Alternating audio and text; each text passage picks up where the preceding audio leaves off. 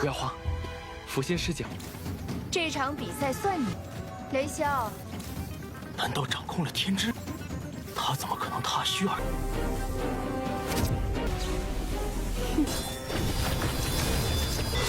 第一剑，狂雷斗转！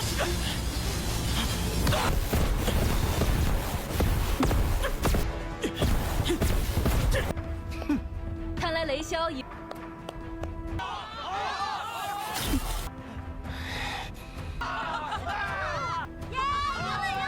下福星胜，一定要小心。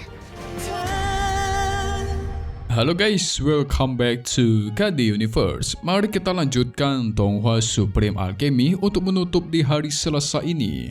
Nah, di part hari ini kita semua bakal melihat Pei Tian itu bertarung melawan si Jin Yun. Wah, kompetisi terakhir nih guys.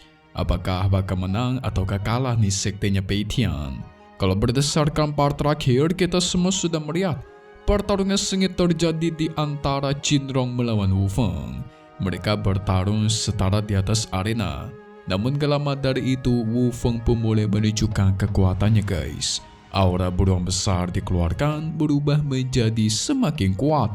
Itu membuat Jinrong auto kewalahan sampai-sampai teknik terkuatnya juga berhasil dihancurkan dengan mudah oleh musuhnya ini. Apalagi dia terhempas dan terluka terkena serangan tersebut. Alhasil mau tidak mau, dia pun menyatakan menyerah dalam pertarungan ini. Tapi apa yang terjadi? Si Wu Feng nggak mau kasih ampun, dia menyerang kembali. Untungnya Pei Tian dengan sigap melindungi Jinrong dan menghempaskan Wu Feng guys.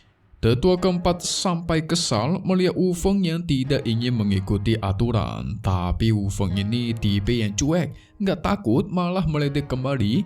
Istana Lanhuo memiliki murid-murid yang lemah. Alhasil pertarungan ini dimenangkan oleh Wu Feng. Itu membuat para penonton mulai ragu ya guys, soalnya Jinrong itu bisa dikalahkan dengan mudah. Jangan-jangan yang lain juga bakalan kalah nih. Hehe, santai-santai. So maka dari itu kita masuk ke intro ya guys.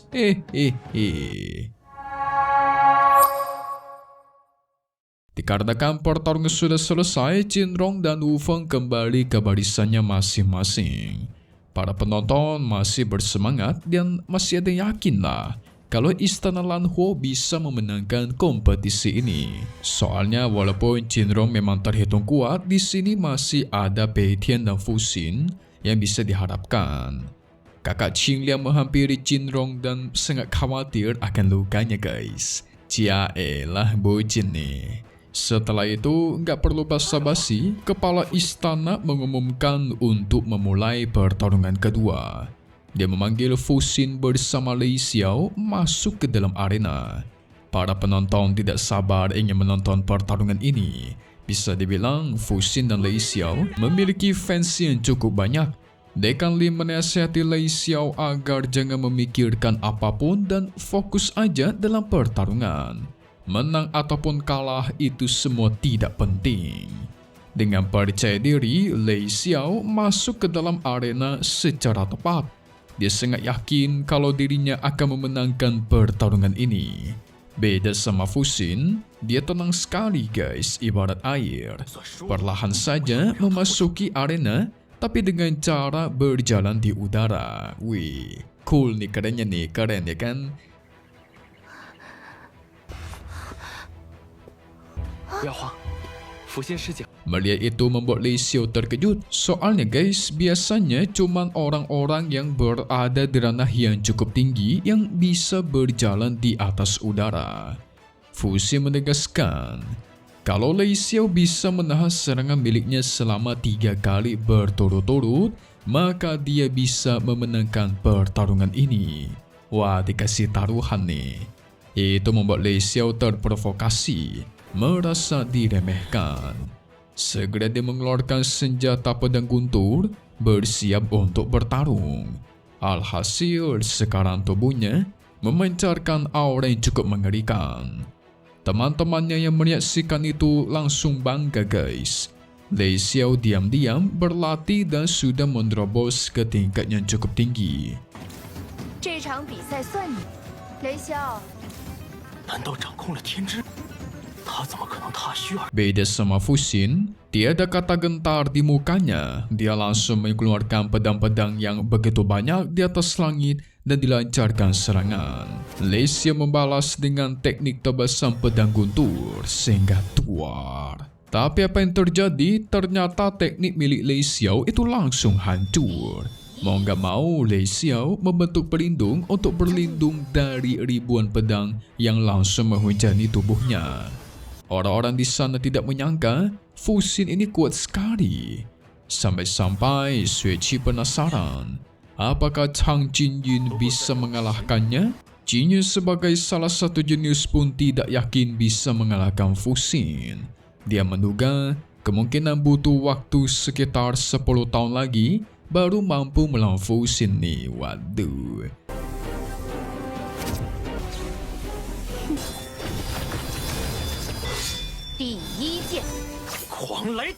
Tapi karena serangan Fuxin yang terlalu kuat, pelindung Lei Xiao pun hancur dan dia terhempas. Namun Lei Xiao masih ingin bertarung.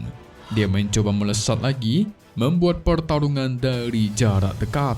Tapi apa yang terjadi? Lagi-lagi Fuxin dengan mudah menahan semua serangannya.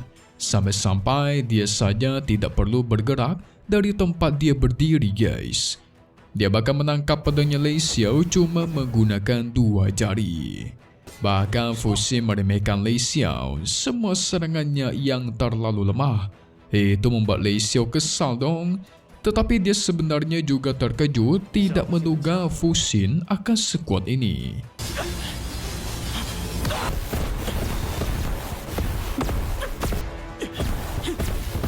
Gak lama dari itu, tidak ingin buang-buang waktu, Fuxin menghancurkan pedangnya dan menghempaskannya, guys. Dia melancarkan tebasan susulan langsung mengenai tubuh Lei Xiao secara telak. Alhasil itu membuat Lei Xiao tidak bisa berbuat apapun dan terhempas. Semua orang langsung bersorak dan kelihatan kesenangan karena Fuxin berhasil mengalahkannya. Berbeda dengan orang-orang dari Istana Lingwu, mereka kesal, guys. Apalagi Fuxin meremehkan Istana Lingwu karena udah membiarkan seorang sampah bertarung di kompetisi ini. Ini sebagai salah satu bentuk balasan kepada Wu Feng yang meremehkan para murid Istana Lanhu kemarin, guys. Sehingga dengan ini jelas, Fuxin memenangkan telak dan sang kepala istana mengumumkan pertarungan kedua dimenangkan oleh Istana Lanhu.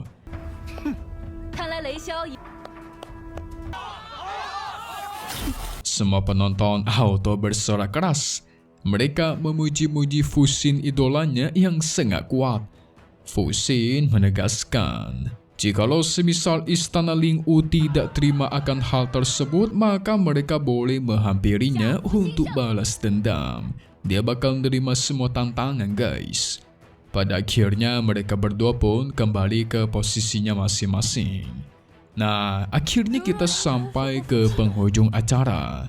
Inilah pertarungan terakhir antara Pei Tian melawan Jingyun bakal dimulai. Jingyun melesat masuk ke dalam arena sampai-sampai membuat para penonton terpukau. Kecepatan Jingyun begitu luar biasa.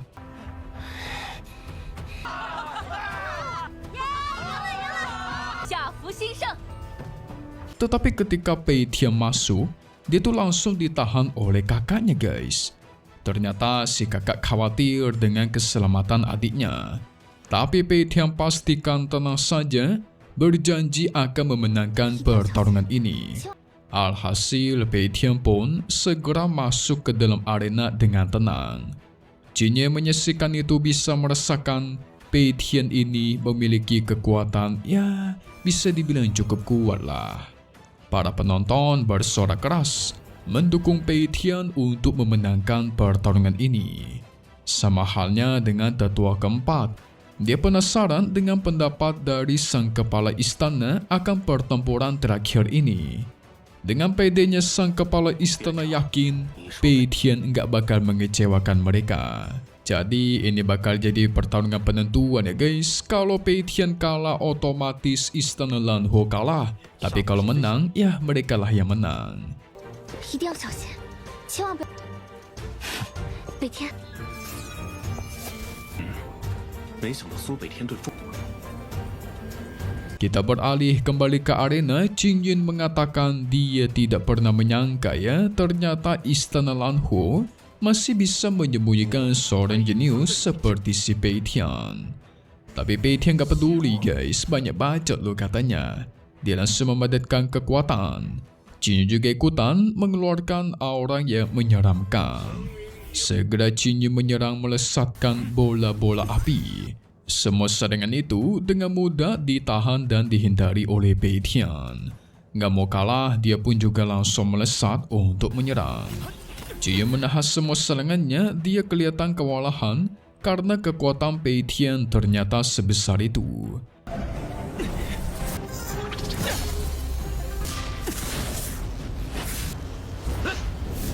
Dekan Lin menyaksikan itu dari kejauhan pun auto emosi guys.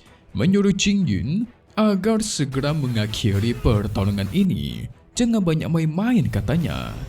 Alhasil Qing Yun mengeluarkan senjata tombak dan melancarkan serangan sehingga pertempuran hebat pun berlanjut. Dengan mudahnya Pei Tian menghindari dan menang semua serangan itu. Dia juga tidak ingin kalah, sesekali melancarkan serangan. Alhasil terjadilah pertarungan super sengit di atas arena. Dekan Lin mulai curiga guys dan penasaran dari mana sebenarnya asal Pei Tian ini. Soalnya dia bisa-bisanya menandingi kekuatan bertarungnya Qing Yun. Namun apa yang terjadi? Dari pertarungan sengit itu ternyata Pei Tian lah yang berhasil mengambil peluang dan menghempaskan Qing Yun. Qing Yun pun memanggil seekor naga guys untuk menyerang. Pei Tian juga memanggil harimau putih dan terjadilah adu kekuatan luar biasa dahsyat sehingga tuar. Satu arena bergoncang besar, debu-debu yang begitu tebal pun menggelegar menyebar ke semua arah. Qing Yun masih mencoba melancarkan serangan kejutan dari balik debu itu ke arah Pei Tian. Tapi dengan dua jari Pei Tian menahan tombak itu guys. Seperti Fuxin tadi nih, keren. 惊云击到不落下风，这小子从哪儿蹦出来的？ So jangan kemana-mana dulu dong. Siapa yang menang ya guys? Kita masuk ke bagian spoiler untuk part 61 yang akan rilis secepatnya. Oke. Jadi singkatnya nanti kita semua bakal melihat nih guys. Pei Tian membuat Qing Yun terluka parah. Jelas menyaksikan itu Dekan Lin itu marah guys. Dia tidak terima akan perlakuan Pei Tian yang menundukkan dan meremehkan murid-muridnya. Tapi Pei Tian gak peduli. Soalnya ini adalah kompetisi bertarung. Jadi gak heran dong kalau semisal ada orang yang terluka. Kalau semisal gak mau terluka, gak usah kompetisi lah. Ikuti kompetisi catur aja tuh. Jadi gak ada yang luka. Benar juga sih. Pada akhirnya senior Qing Yun pun mengakui dia kalah. Dengan ini Istana Lanho menang dong. Ya mantap. So kita tunggu lagi di part 61 Supreme Alchemy. Karena walaupun Qing Yun mengakui kalah, tidak mungkin semudah itu. Gak mungkin Dekan Lin kalem-kalem aja kan. Hehe. Kita bakal ketemu lagi di video-video selanjutnya. Oke kalau gitu. See you guys. Sorry. Cuman di sini dong KD Universe. Memang pamit undur diri dulu. Oke kalau gitu, bye-bye.